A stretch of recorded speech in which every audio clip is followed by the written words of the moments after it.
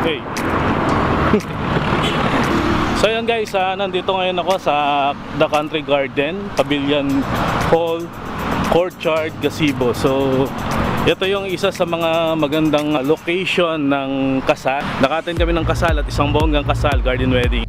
So ayun, pero bago natin gawin yun, don't forget to like, share, and subscribe kung hindi pa kayo nakaka-subscribe sa mismong channel ko. Okay? Tara, let's go!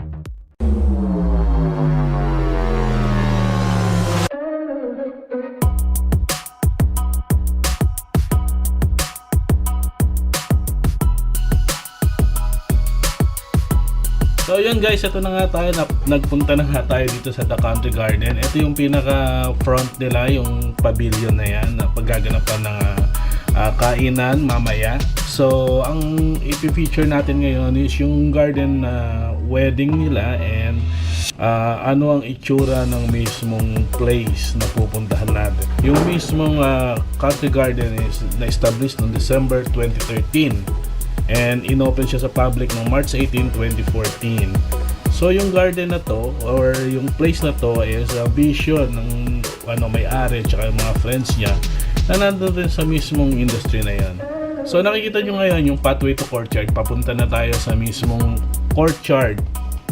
So ayan, yan yung mismong courtyard nila, yung parang back garden nila na dyan ginaganap yung mismong wedding ceremonies, pag-garden, reception ng itsura niya. So ayan, ang ganda ng mismong place actually. Tas ang laki ng mismong backyard niya, ng courtyard niya na pinagdadausan ng mismong kasal. So ayan, nakikita nyo naman medyo talagang bongga yung pagkakaayos ng mismong wedding. And balita ko, ginagawa nila yung mga wedding na ito na talagang scrutinize and detalyado. So nakita nyo naman yung place, yan, wala pang mga tao, nag-shoot ako dahil para makita natin kung ano yung itsura talaga ng mismo pagkakagawa nila doon sa wedding na garden na ito. Ayan, nakikita nyo naman,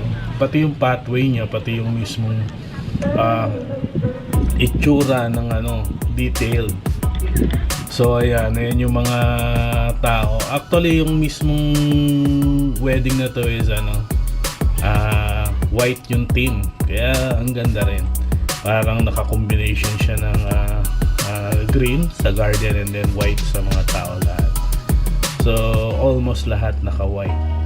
And ang ganda ng mismong place nito. Believe ako dito sa place na to kasi talagang masasabi mong masasabi mong sosyal.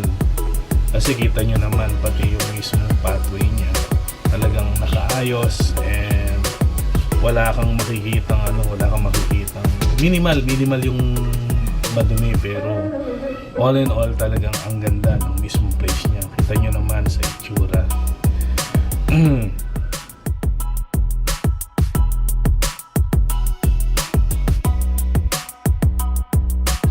So ayun, ito naman ngayon yung mismong pagdadausan ng kasal. Bali Christian wedding. Ang ganda ng mismong place, and ang ganda ng sounds nila, tapos live, tapos may violin pa, nakikita niyo yung violin, tapos live na kumakanta yung mga tao, piano rin, and talagang yung atmosphere ng alam mo yung ikakasal nandun talaga. So yun, hindi ko nga alam kung magkano yung budget nila rito, pero palagay ko malaki. Nagtanong ako sa isang tao ng crew nila ron, place pa lang raw is nasa 100,000 na. So ganun. So ayun, I hope na nakita nyo lahat yan, and salamat sa panonood. God bless.